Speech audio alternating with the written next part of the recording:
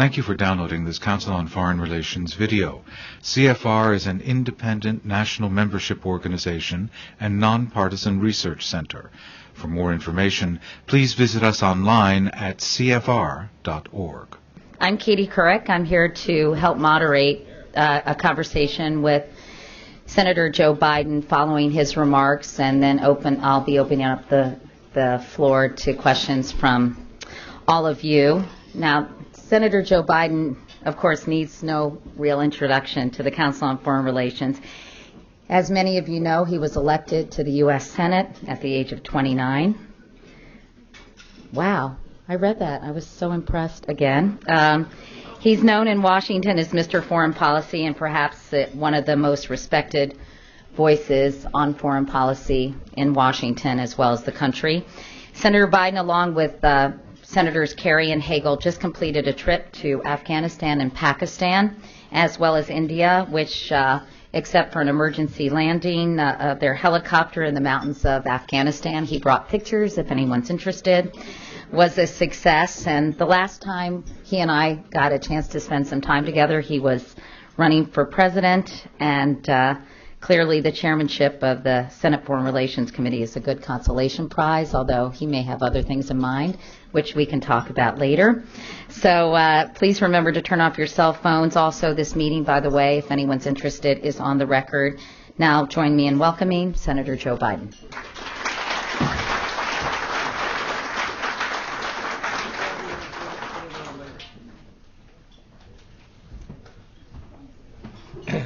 Thank you, Katie. It's an honor to be with all of you.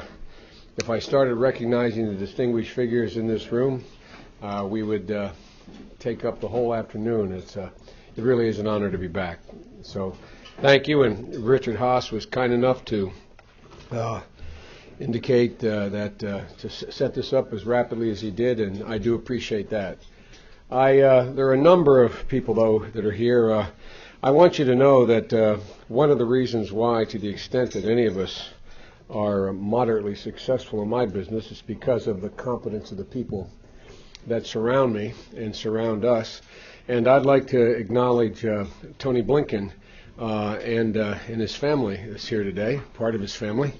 Also, I would also like to acknowledge Jonah Blank, who was a young anthropologist at Harvard when I realized about 7 years ago that I thought I knew something about international affairs, Madam Ambassador, and I realized there's 1.4 billion Muslims in the world that I didn't have a handle on. And Jonah's background is Islam, and from a standpoint of anthropology, and so Jonah has been our guy dealing with these issues that I'm about to speak to. And let me also say that I'd like to thank my son, Beau Biden, who's here today. He's up in New York on business. I'm very, very respectful of him these days. He's the Attorney General of Delaware and can indict me if I do not get things right, so I want to make sure I acknowledge him. Folks, on the way up, I was saying to Tony on the train that, you know, this speech is about a 28-minute speech, which is a long time.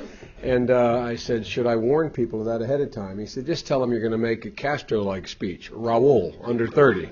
But there's a great deal to cover. And as Ambassador Holbrooke is, and thank you for coming to testify, Dick, before our committee, has been pointing out, Afghanistan is the forgotten war. And the consequences of failure in Afghanistan, I think, are significant. And so I'd like to speak a little bit about not just the trip, but why I think getting it right in Afghanistan is so important.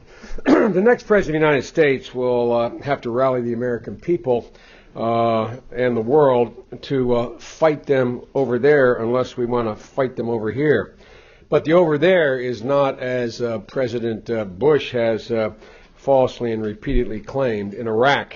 But it's rather in the border areas between Afghanistan and Pakistan.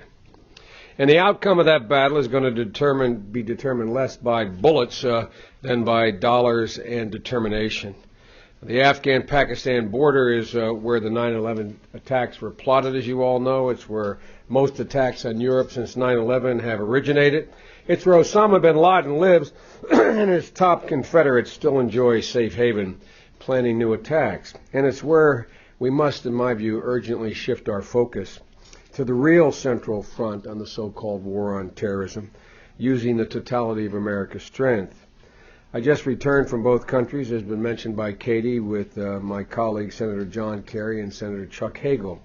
And the trip reconfirmed my conviction that Afghanistan's fate and Pakistan's future are joined, and America's security is joined to both.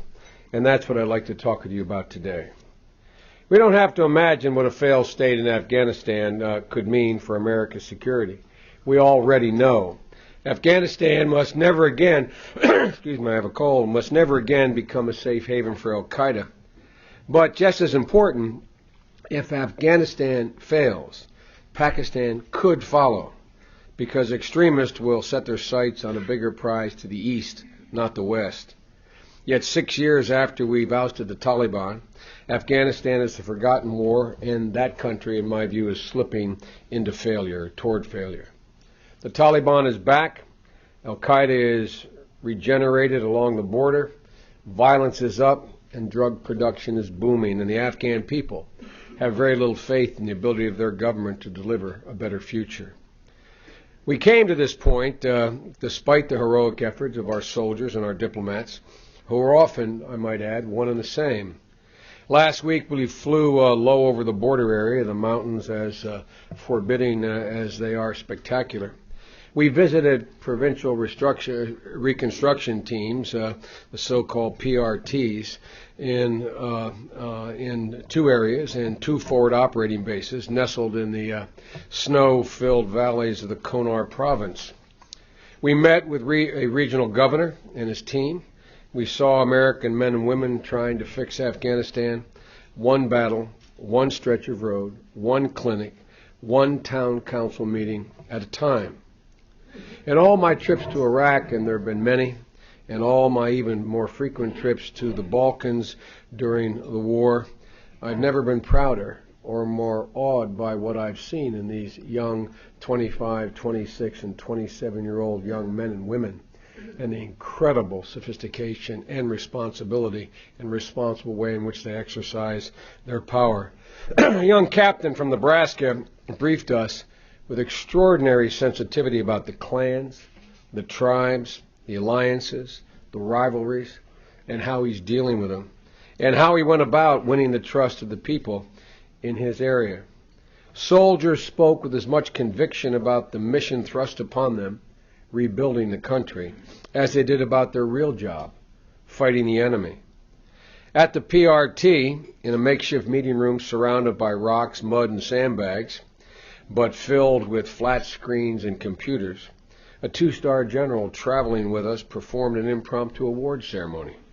He gave a bronze star to a corporal who looked to me to be about 25 years old, who had pulled a badly wounded gunner to safety, returning fire to repel the enemy, and then keeping his buddy alive until medevac arrived.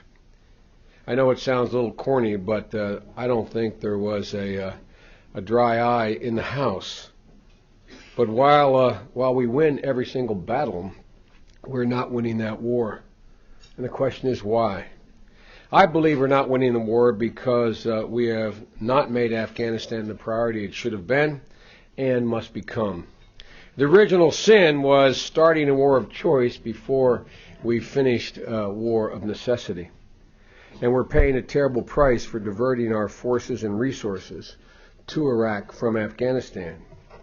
Obviously, we can't undo that mistake, but we can remind ourselves how central a political solution in Iraq is to our prospects of success in Afghanistan and in Pakistan.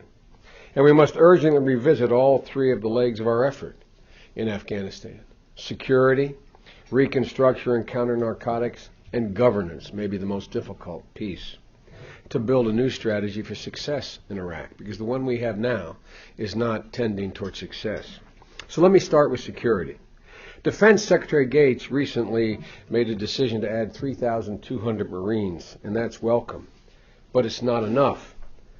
The American general commanding the coalition forces in Afghanistan told us he could establish security in Helmand province in the south, where you see the maps covered in red, and the increased occupation or the increased control of the southwestern and southeastern part of the country by the Taliban.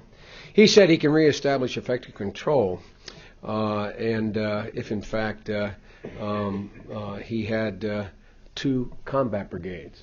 That's 10,000 military personnel. But he also was quick to acknowledge, in his former incarnation at the Pentagon, that he knew that he could not find 10,000 troops anywhere to deploy. We can't generate them because, to state the obvious, we are tied down, and as one of the candidates running for president says, for 100 years, we're tied down in Iraq.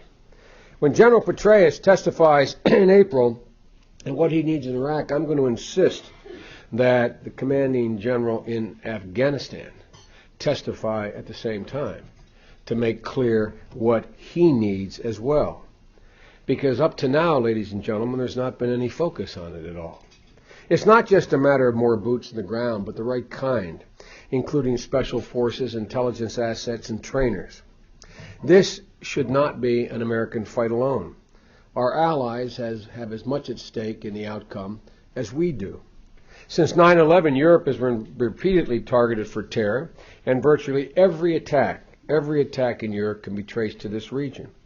The heroin in Afghanistan has killed more people on the streets of London than the Brits have lost in this war. And the heroin produced does not come to New York City. It goes to the capitals of Madrid and Berlin and throughout Europe. The fact is, as I said, since 2001, more Brits have lost their lives to Afghan drugs than to Taliban arms. Many of our NATO allies thought they were signing up for a peacekeeping mission, not a counterinsurgency operation. Many are fighting with incredible bravery in the South, but the so-called national caveats are making a mockery of NATO and the notion of a unified mission. One ally can fight here, but not there. Another can do this, but cannot do that. You're either in the fight, ladies and gentlemen, or you're not. And to me, it seems time for NATO to realize that they must get fully in the fight, because quite frankly, if they do not, I fear for the unity of NATO. If Afghanistan falls, I'm not sure how far behind NATO will be. If America does more, and this has been my premise since 2001 when I came back, 2002 when I came back from my first trip after the Taliban had just been defeated, and sent in a report indicating that we had to provide more force in Afghanistan. My view is, if in fact America does more, so will our allies. When I first went there, right after the Taliban fell in January 2002, I asked the commander of British forces how long his people would allow him to stay in Afghanistan. And he said, Senator, we Brits have an expression. As long as the big dog is in the pen, the small dogs will stay. When the big dog leaves, the small dogs leave as well. Well, guess what? The big dog left in 2002. The big dog left. And it had some serious repercussions, in my view, including backing off Musharraf on his commitment to actually do something about the federally administered territories on his western border. Now, if we start to bring the war in Iraq to a responsible conclusion, I think we can overcome what Secretary Gates rightly acknowledged was the lingering anger in Europe over Iraq. And he argues that lingering anger in Europe over the war in Iraq has sapped support in Afghanistan. I might know parenthetically, I think it's sapped support in the United States as well. People make very little distinction. The mountains of eastern Afghanistan and western Pakistan are dangerous, but they're not nearly as dangerous politically as the plains of Iowa. In Iowa and other places where I spend a lot of time, I find it frightening that there's very little distinction made between the justification for and what's at stake in Afghanistan and Iraq. Finally, this is going to, in my view, in in Afghanistan come down to training. The Afghan army is making some progress, but the police, as is the case in Iraq, the police lag disastrously far behind. At least, at best, just 25% of the 75,000 member force is rated as competent. And I would add parenthetically, most are corrupt. Ultimately, the goal is going to have to be to hand off policing and defense to an effective Afghan force. In Afghanistan, as in Iraq, there is no purely military solution, to state the obvious. The guts of our policy, in my view, must be to win the allegiance of the Afghan people to a better future and to help their government connect with the people and deliver on that future. I was saying to Katie before we came in, we got a chance to say hello in another room, and I said the irony is I find that in Iraq there is a very little Iraqi identity, but with an understanding of what a central government means and a fear of it. And conversely, in Afghanistan, I find there is an Afghani identity, but very little knowledge about or functioning notion of how a central government could work. Helping Afghanistan become self-sustaining is going to be a monumental task. It's going to take up to a decade, and more blood will be spilled and more treasure will be spent. But I think it's important to put this in perspective. It's nothing compared to the blood and treasure we've already devoted to Iraq. And, notwithstanding that, it is much more doable than I think what we have done thus far in Iraq. But there's no guarantee of success. 70% of the Afghan population lives isolated from Kabul, isolated from one another, in valleys and mountains and deserts. And we got to have an opportunity to go out there. That's why when we went, we got real pushback, because we insisted that we go out to visit these PRTs. We go into the mountains, we go into the valleys, we actually see what was happening on the ground. Most are subsistence farmers. Corruption, warlordism, illiteracy, endemic poverty, the drug trade, they're huge barriers to progress.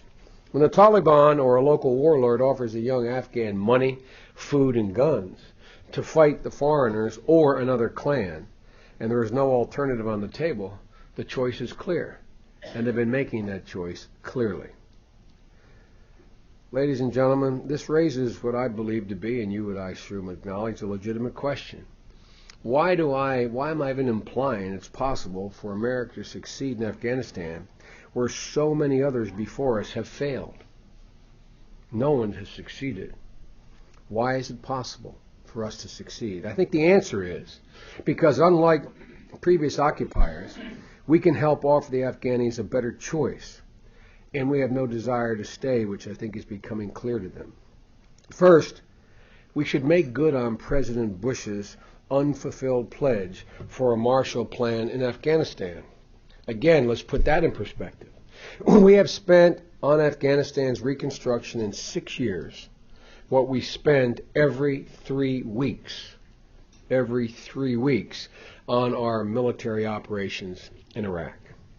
That cannot stand if we're serious about Afghanistan. Secondly, we have to focus on the basics, roads and electricity. As General Carl Eikenberry used to say when he led our force in Afghanistan, he said, the Taliban begins where the road ends. We observed that on our trip. That's literally true. Fortunately, we found a road in the middle of the mountains, our young pilot, and thank God it didn't end at 8,000 feet. It wasn't there at 9, but it was there at 8. Roads bind people together. They allow farmers to get production to the market. They bring prices down and access to goods and services up, and they connect people to their government, which is something we heard everywhere we went in rural Afghanistan. The need to give some reason as to why it would be beneficial to connect, quote, to their government. How do you spell hope in Dari or in Pashto? A-S-P-H-A-L-T. Asphalt. That's how you spell hope, in my humble opinion. Thirdly, we have to expand the provincial reconstruction effort that gives those leading it the tools they need to succeed. One of the most effective weapons are what are called SERP funds. These are the Commander's Emergency Response Program. and it puts cash in the hands of our military to start quick impact projects like digging wells, building schools, and opening a clinic, among other things. Problem is, we do not give them these funds because we do it through a supplemental rather than honest budgeting until after the planting season, until after it is, in many cases, too late in terms of the agenda on the ground in country. That's why Dick Lugar and I have been leading an effort in Congress to establish a Civilian Response Corps, a standing army of police trainers, judicial experts, engineers, and administrators who can help build the capacity of countries emerging from conflict. But until that job is done, our military is the only one doing the job. That's why these SERP funds should be increased, in my view. And by the way, I might add, they're very good at it. They're very good at it. Next, we should put one person in charge of reconstruction who can set a clear strategic direction, coordinating the many nations and NGOs involved, and break log jams. It's one of the dysfunctional aspects of what's going on right now in Afghanistan. We had the right man to do that in a fellow named Patty Ashdown, who many of you know, but the Afghan government vetoed that selection. Next time, I would make it clear that if they want our money, they're going to have to take our man.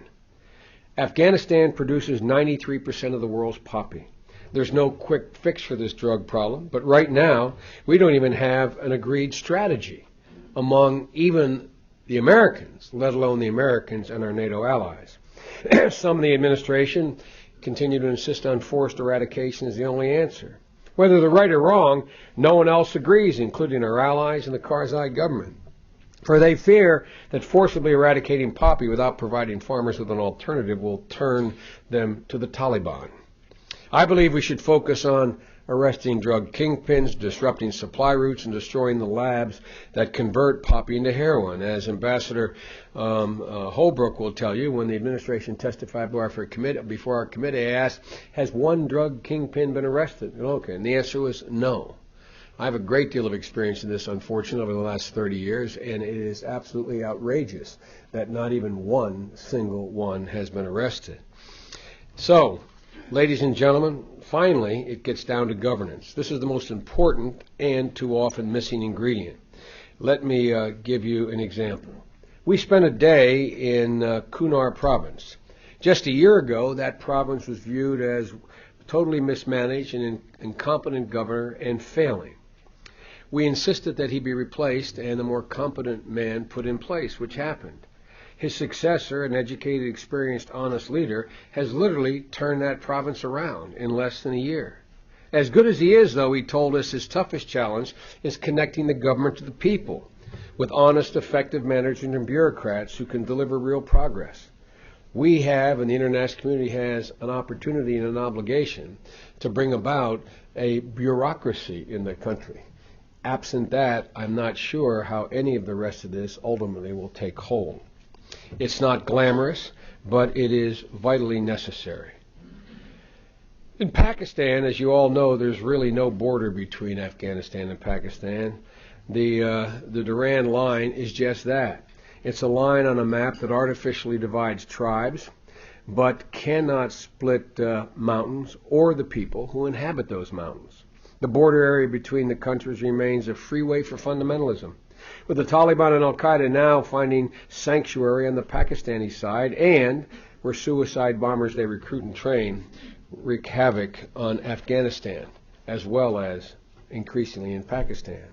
Pakistani cooperation in the fight against extremism is critical to our success in Afghanistan, but that cooperation has been sporadic at best. The reason is that, until recently, the terrorists we're fighting and the extremists the Pakistanis fear are not one and the same. Islamabad's main concern is indigenous militants in the federally administered tribal areas. Successive Pakistani governments have taken turns fighting them, appeasing them, playing one militant group against the other, or using them to make trouble in Kashmir and Afghanistan. This different focus is why President Musharraf could divert Pakistani resources from fighting Al-Qaeda and the Taliban to keeping his political opponents at bay. It's why when Musharraf concluded that we were not serious about finishing the job in Afghanistan, he began to cut his own deals with the extremists in Pakistan. It's why Pakistan could concentrate most of its military on the Indian border, not on the Afghan border. It's why the Pakistani people have not supported what we call the fight on terrorism. But now, the monsters Pakistan's intelligence service helped create is turning on its master. Today's enemy, number one, is a fellow named Masood, an indigenous militant, who is taking the fight beyond the Fatah and is likely behind the assassination of Benazir Bhutto. Masood, an independent of the Afghan is independent of the Afghan Taliban and the Al-Qaeda in Pakistan. But he's giving them sanctuary, and they are training his forces. As Islamabad awakens to this new reality, there seems an opportunity to put Pakistan, Afghanistan, and the United States on the same strategic page. But it will require different thinking and a different policy. Some argue that as imperfect as Musharraf has been, the civilian leaders that last week's election returned to power will be even worse partners in fighting terrorism and fostering real progress in Pakistan. I disagree. John Kerry, Chuck Hagel, and I were in Lahore on Election Day. We visited polling places. We met with the leaders of all the major political parties. The election passed the most important test. The Pakistani people saw the results as basically fair and a reflection of the national will. For Pakistan, nothing, in my view, could have been more important than giving the moderate majority in that country a clear voice and a stake in the system. Without that, dissent gets channeled underground, and over time, moderates make common cause with extremists. We've been down that road before in Iran, and it leads to nowhere good. In the case of Pakistan, it could lead to disaster. The world's second largest Muslim nation, becoming a failed state in fundamentalist hands with an arsenal of nuclear weapons and a population of 165 million, larger than Iran, Iraq, Afghanistan, and North Korea combined. With this election, the moderate majority has regained its voice, and the United States should seize the moment and move from a policy focused on the personality of Musharraf to one based on an entire country, Pakistan. I believe we should now triple non-military assistance, make clear we're going to sustain it for a decade, focus it on schools, roads, and clinics. Give the new government a democracy dividend above this annual assistance to jumpstart its progress. Expand the program to help Islamabad develop the Northwest provinces. Demand transparency and accountability in the military aid we continue to provide. We've been, quote, reimbursing Pakistan to the tune of $1 billion a year for a war on terrorism that has actually not been waged. That has to stop. We should pay the cost genuinely incurred in fighting the Taliban and Al-Qaeda and their affiliates, but we shouldn't let our reimbursement continue to be an unaccountable slush fund. And at the same time, we have to recognize that even as Pakistan develops the will, it still lacks the capacity. It lacks the way. One of the most overrated things that I believe that I've been dissuaded of over the last 3 years is about the capacity of the Pakistani military. It's a military designed to fight a conventional war with India, not conduct counterinsurgency operations in the tribal areas. So we should make it a priority to help Pakistan train and reorganize its military. With a little luck, if we do all of these things, we can demonstrate to the people of Pakistan that ours is a partnership of mutual conviction, not American convenience. That we care about their needs and progress, not just our own interest, narrowly defined. That happens to be, in my view, the best way to secure the support of the Pakistani people and their democratically elected leaders for our priorities, starting with the fight against Al-Qaeda and the fight for Afghanistan.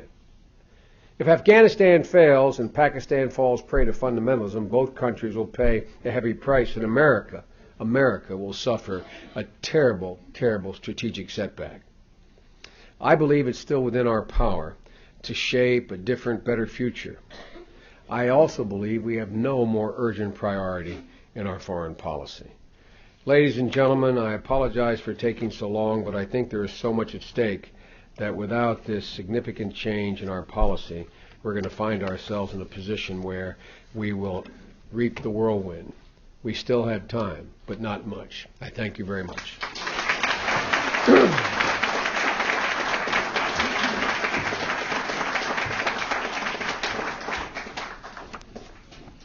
Do I retire to here?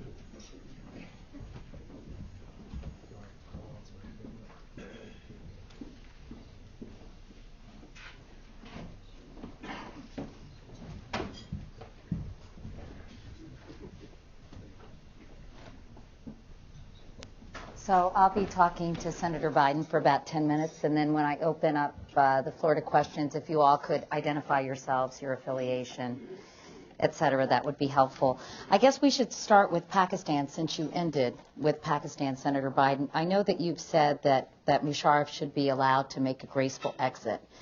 But what if he doesn't go gently into this good night? What do you do about him? How do you placate or solve that problem? Well, first of all, let me say I think he will go gently into the night. We were the first group to meet with him the morning after the election, first individuals to meet with him, and I've known him for about 12 years.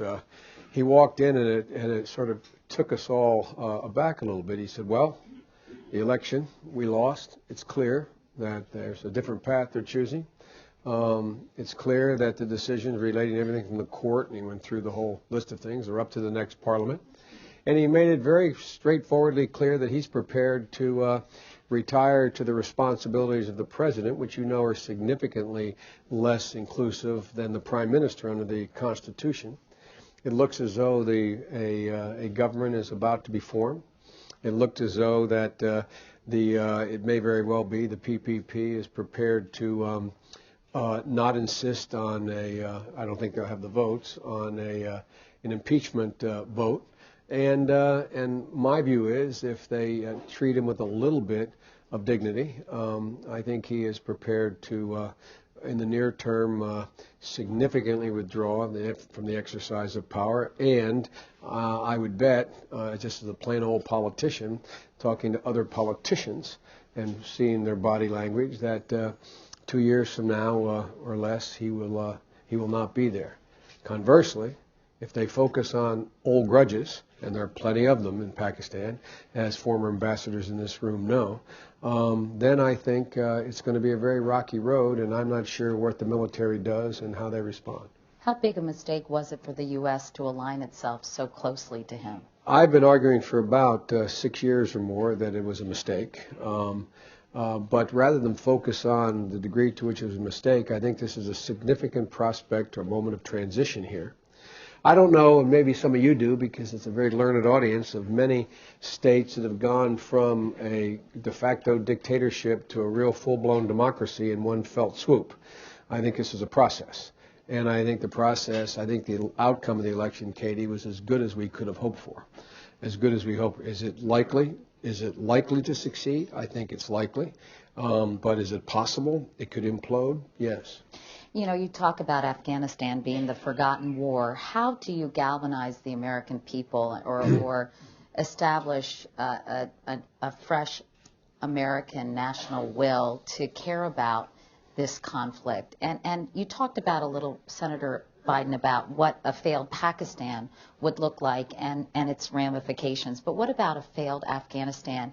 In your mind's eye, what does that look like, and what are the threats to national security as a result? The most frightening thing about a failed Afghanistan is Pakistan. That's the most frightening thing about a failed Afghanistan.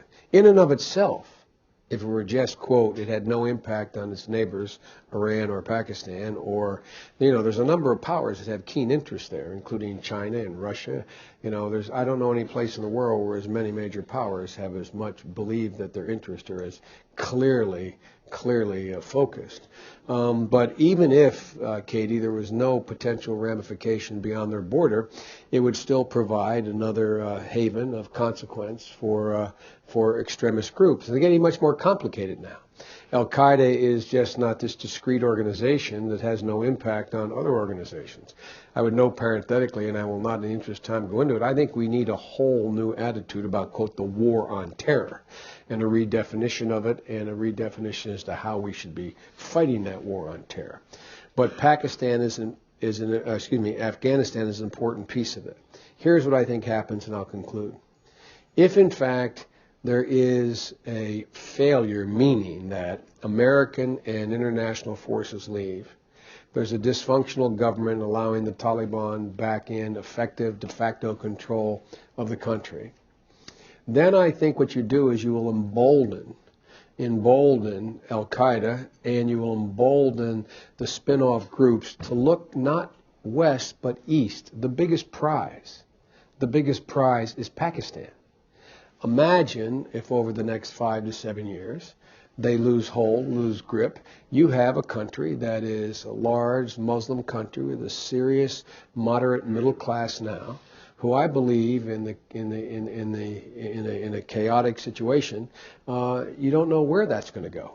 And if Pakistan fails, we're talking about a nation where bin Laden lives, where there's a lot of nuclear weapons, where there's the capacity to move them. We went to India and we spent time with the Prime Minister. Everyone in the area is vitally concerned about what happens there. It's the most volatile spot in the world with nuclear weapons, all the parties that we worry about, all meaning Pakistan and India, although some would argue that the Middle East is more volatile. They're both vying for volatility, and the consequences of one is more immediate, I think, than others. Did you see clear evidence of the Taliban and Al-Qaeda reconstituting itself in Afghanistan? And what did you witness or what did you hear about? In a nutshell, it's where we couldn't go. In a nutshell, it's where when we sat down with these young, and by the way, I know it sounds like a typical politician talking about these incredible young men and women we have, but my God, there's no other military in the world you turn over a 25-year-old kid. These incredibly difficult decisions of choosing among tribal chiefs, and these incredibly difficult decisions of deciding who to trust, who not to trust. But basically, Katie, it comes down to each of the places we went, they flip up a map. And those red areas where we cannot wander, where the Taliban is in de facto control, is expanding, not diminishing. And the free flow across that border, as I said, it's a freeway of terror that goes back and forth through these mountains, and with virtually no one prepared to or able to interrupt that. And so where you see it is you see it in the isolation of the government and the isolation of the PRTs and our ability to extend, as Eikenberry said, extend the road. The Taliban does begin where the road ends, but guess what? The road's ending in a lot of places. The Taliban is in de facto control of a much larger portion of the country than they were 4 years ago. One example, when I was there in 2002, I could walk around Kabul without a vest. I could literally get out of the car and walk around Kabul. You can't do that today. Even though Kabul, for all intents and purposes, looks much better than it did when I was there in 2002. I'm going to have to ask the audience for questions in a minute, but before I do, I have to ask you about the election briefly. I am very sorry I'm not the nominee. What can I say? I think there are other people who feel that way as well. Not many. But I'm curious if you could just spend a couple of minutes, and I don't want to take time from the audience, but evaluating sort of the foreign policy prowess of the remaining candidates, and if there's anything in their foreign policy vision that gives you any pause at all, starting with John McCain. I know it sounds obligatory. John is a close friend, for real. John used to work for me, technically, when he was a Navy liaison. Every place I traveled, you remember, when we traveled places, John, he says he carried my bags. He never did. And I'm a personal friend of John. But I think John's vision of American foreign policy is essentially a continuation of this present policy, which I think is we're going to pay for a generation. I was asked the other day in a show where he was criticizing Barack Obama for his statements on Pakistan. And I reminded the questioner that it's been what Barack enunciated has been U.S. policy for 2 presidents. And John's worried about striking an ally. And my response was, if you had actual intelligence and Pakistan would not act and bin Laden was in your sights, would John not act? And so the problem is that I think that John is just a continuation of a failed policy, and he seems to be moving further to the right. Right's not the right word, but further to lock himself in to that policy in terms of being able to get the nomination. I think Hillary Clinton is solid and stable. I think she understands it. I think she would move in a significant way beyond the policy that we have now. And I think Barack will as well. He is not, at this point, as sure-footed about that, but he's a very, very smart guy, and I think his instincts are all good. His instincts to reach out. I don't think he's naive. I think to paint him as naive is significantly underestimating him. There's more to say, but I probably already said too much. Okay. Whoever has Holbrooke as Secretary of State will be fine. By the way, are you interested in becoming Secretary of State? I'm interested in working for Holbrooke. No, I'm not. I'm interested in being. Quite frankly, look. One of the places you want to be, and if you think what you do in the Senate makes sense, is I think I could be a very good partner as chairman of the Foreign Relations Committee for a Democratic president, and I think I could be I think I could be a significant hedge against the mistakes of a Republican administration in a democratically controlled Congress. So you're not interested if a Democrat's elected to become Secretary of State? No, I'm not. But look, let's get straight here. One of the things, I've been around a long time, one of the things you know is when people ask you in the context of an election to do something or afterwards, it's very easy to say you don't want to do it. I don't want to do it. But would I say no if I was asked to do it?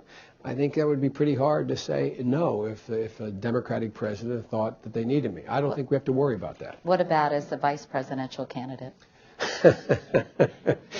Oh, bless me, Father, for I've sinned. I really would not like to be vice president. Again, though, I have this bad habit of being, if not straightforward, at least blunt. Were I asked to do that, how could you turn if the nominee gave you indication and showed you numbers that you on the ticket would help? But I promise you, I do not want to be vice president, and I made it clear, as I did with John Kerry, I don't want to be in anybody's list. The last thing I want to be is to be, quote, considered.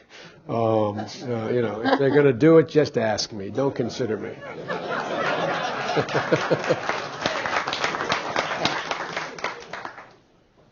Yes, sir. Senator, my name is Masood Haider. I represent Daily Dawn of Pakistan. I've been following your visit to Pakistan.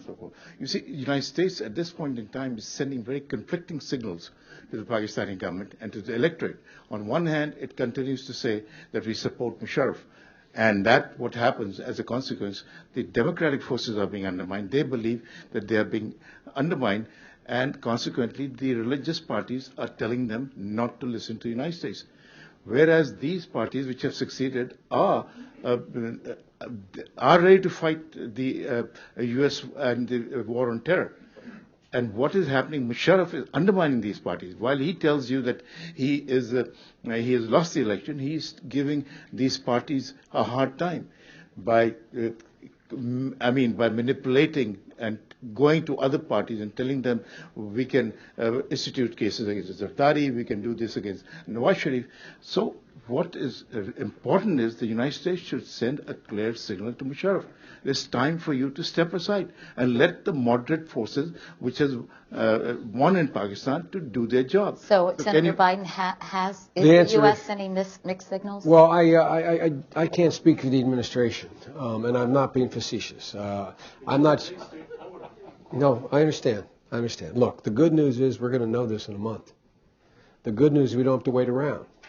The good news, we're going to find out. The good news, we're going to find out whether the PPP and Sharif's party actually form a coalition and what their position is going to be. And we'll see whether or not the response from Musharraf is as I hope, or it's as recalcitrant as you suggest. That's going to come clear very quickly. In the meantime, we should be saying we support the democratic forces who have been elected. We look forward to them forming a coalition government, and we look forward to them having governing under their constitution, which gives significant power to the vast majority of the power to the parliament, and the president is essentially, it's not quite just ceremonial. It's not been used that way, but to see whether or not it will move back to its ceremonial status. We're going to know that very, very quickly. We're going to know that very quickly. I believe the most important message to send to the Pakistani people is that this is not a marriage of convenience, that this is not a transactional relationship. That's why I proposed a commitment for 10 years of economic assistance, tripling that assistance, focusing on the things we know that all of them need and we know that will help the Democratic Party succeed if they have that kind of assistance. So, and the interesting thing was, sir, as representing the Pakistani press, we had a press conference where there were hundreds and hundreds of Pakistani press after the election to interview myself and my two colleagues. And Katie will make you feel good. We could hardly wait for the American press after that. Well, you say you can't speak for the administration, but will you be speaking to President Bush about your trip? And oh, yes. No. I can't speak for. I will not hesitate to continue to speak to and to speak with. No, and I've been very public. Yes, we are. And that's one of the reasons why I asked for an opportunity to speak, and I'm not being solicitous, to such a prestigious group as the first thing I'd have to say when I got back, to try to send a message to the administration. We'll do it directly, but also through the media and there's many, very, very many influential people in this room. And so hopefully the message will be heard. Thank you. Senator Biden, good to see you again to Council. Welcome back. If there were another event on American soil like 9/11, what would you recommend as the American response with respect to the federally administered territories in Pakistan? Well, first of all, if there's another event, it depends on from whence the event emanates. It is likely, if there's another event where Al-Qaeda takes credit, it will have, at least in its inception, occurred in those mountains that we just left. That's why I think it's very important. Look,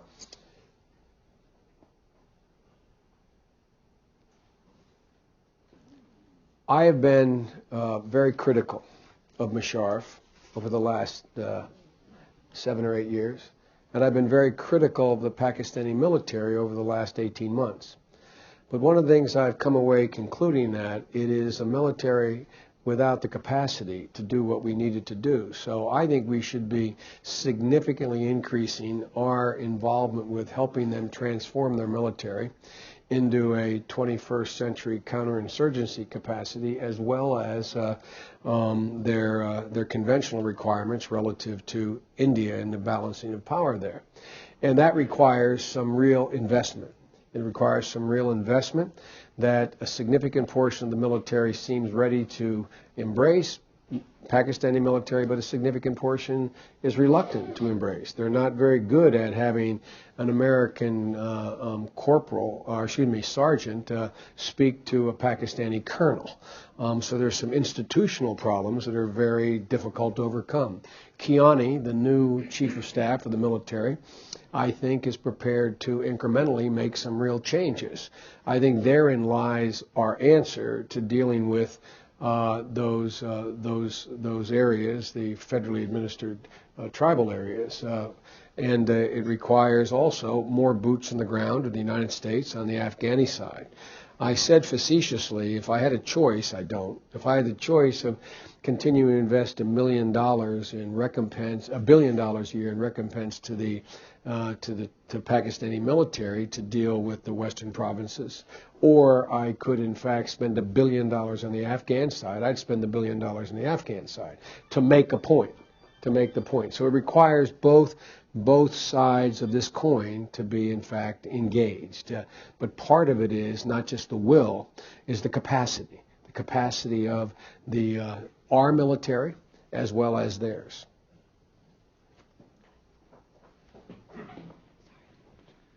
I'm Alan Hyman, Columbia Presbyterian. Nice to see you again. How are you? You didn't speak very much about President Karzai. And I wonder what grade you might give him for his 5 years in tenure, and what authority does he really have, and what should be his role in American policy for Afghanistan? Let me do it in reverse, because I'm not good at giving grades. I hate people giving me grades, so I try not to grade others. His role is to increase the competence of the governance of in Kabul, as well as being willing to make more difficult choices about the people he appoints as governors of the various provinces. But that requires, in fairness, a clear strategy on the part of the United States of America to give him the tools if he were, in fact, willing to make these difficult decisions. He is really in a very tough spot. I find him to be, and I've known him since prior to 2001, I find him to be a bit of a promoter these days rather than an operator. But part of that relates to the fact that we kind of left him high and dry. We essentially made him, in my view, the mayor of Kabul based on our policies that we implemented in 2002. Here's what you hear, and I guess this is the way I should conclude it. You hear from our folks on the ground, both diplomatic and military, something that is refreshing you don't hear at all in my 9 or so trips to Iraq. You hear the following. Senator, it's true we have made a botch of it from 2001 to 2006. But since 2006, we began to implement a workable plan.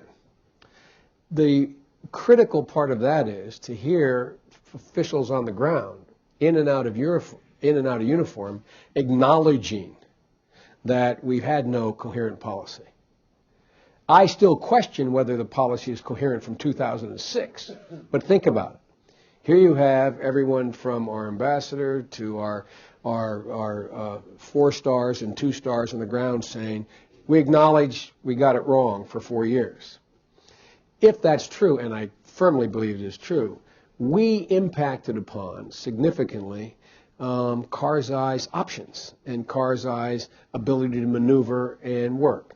Is he the best that we have? Yes. Is he up to the task? No. So it puts us in a real dilemma. And it's going to take, I keep going back to the dull stuff of governance. The ability actually to find people of competence, as Madison spoke about in the Federalist Papers. It ultimately gets down to individuals and the capacity to govern, the honesty of the governance process. And that is lacking in the extreme. We should be much more hands-on, behind the scenes, promoting, identifying, and pushing, in my view, people who we think are competent, like the governor of Konar province, where there is actually some real success. Richard? I will not be Assistant Secretary of State, no. Thank you, Joe, I guess.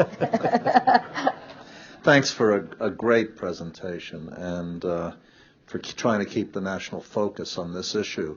I think Afghanistan, Pakistan, call it AFPAC, is going to be, historians will regard it as a more important theater in the long term than Iraq. And it's vitally important what you're doing. Following up on the last question on Karzai, and going back to your earlier statements about retraining the Pakistani army to fight in the tribal areas, how much, just speculate as a person where policy and politics meet, how many years do you think the U.S. public will support a sustained engagement in this region, which involves casualties, unlike the Balkans or Korea, because it's so vital to the national interest? Or are we going to find a deterioration? And secondly, on the border areas, retraining the Pakistan army sounds good, But I've got a question as to whether you actually could turn that army with its long British-oriented traditions into a counterinsurgency force, whether counterinsurgency would work in that area, because it isn't Vietnam or even Afghanistan. It's a different kind of thing. They're right in the political structure. So what would you recommend proactively for the FATA areas?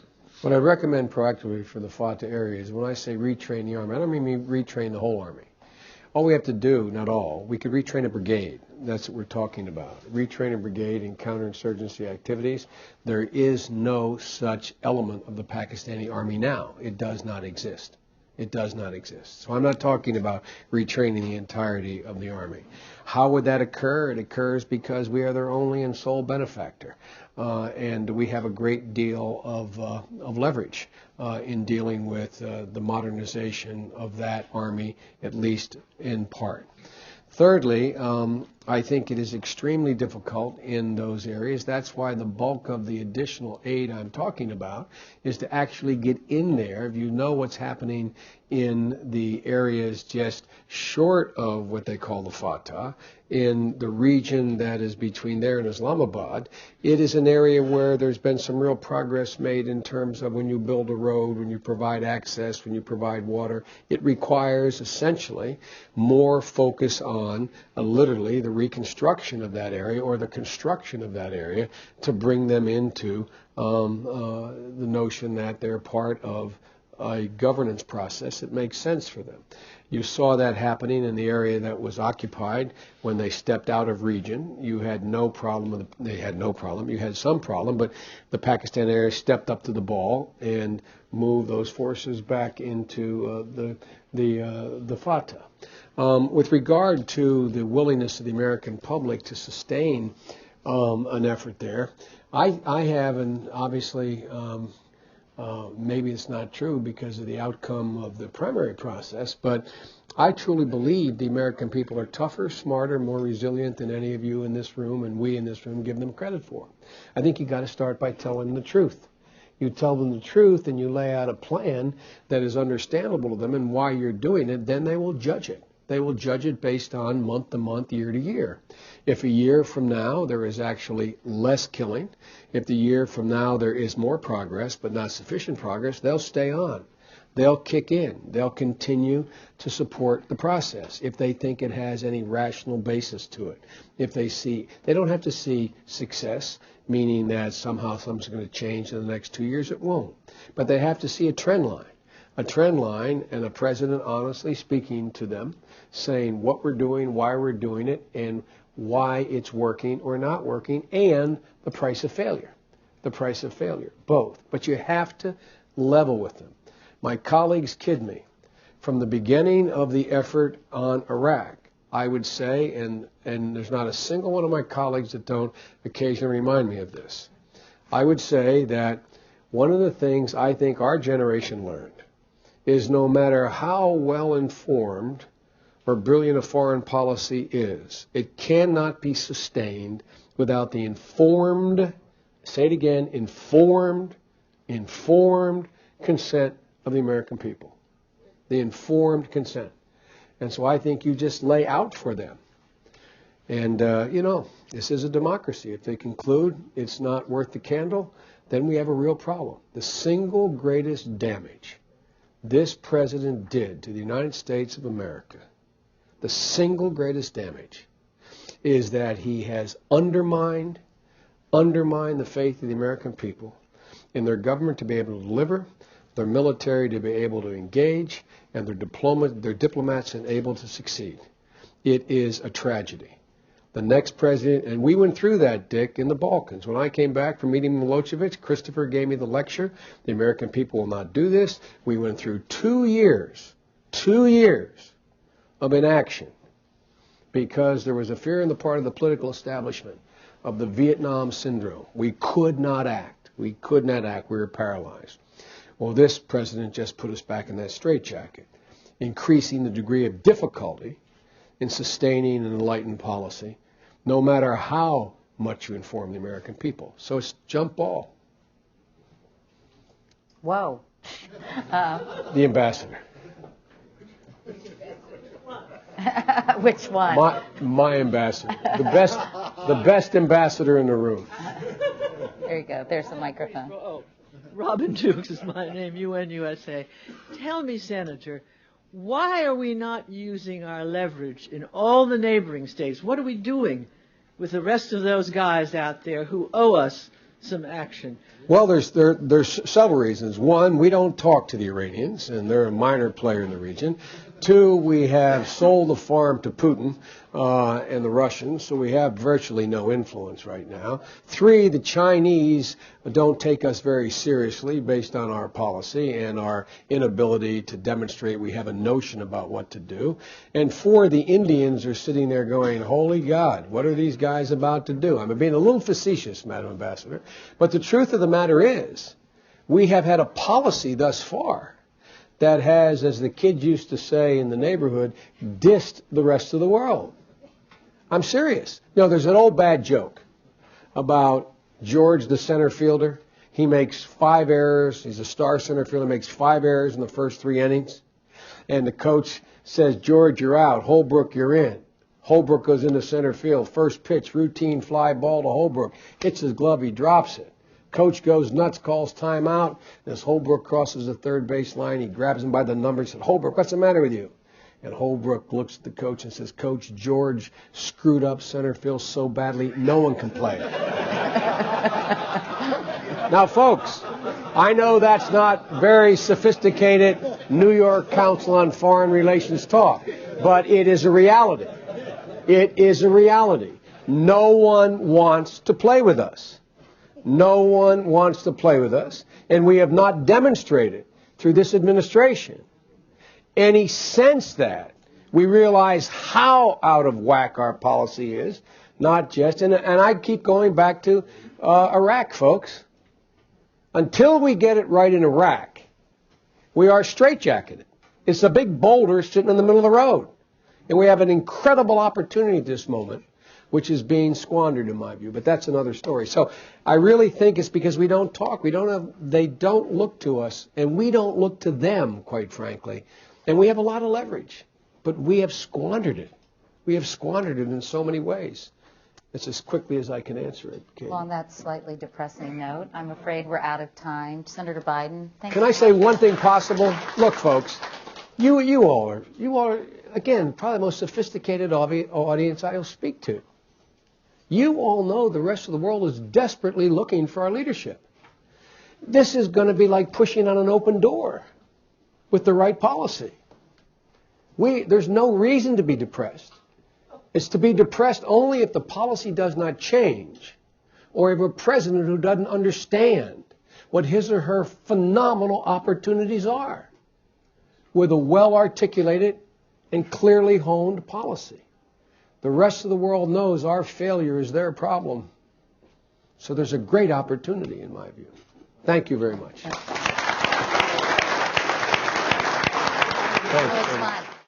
Thank you for watching this Council on Foreign Relations video. For additional audio, video, and transcripts of CFR meetings, as well as expert analysis of international news, please visit us online at cfr.org.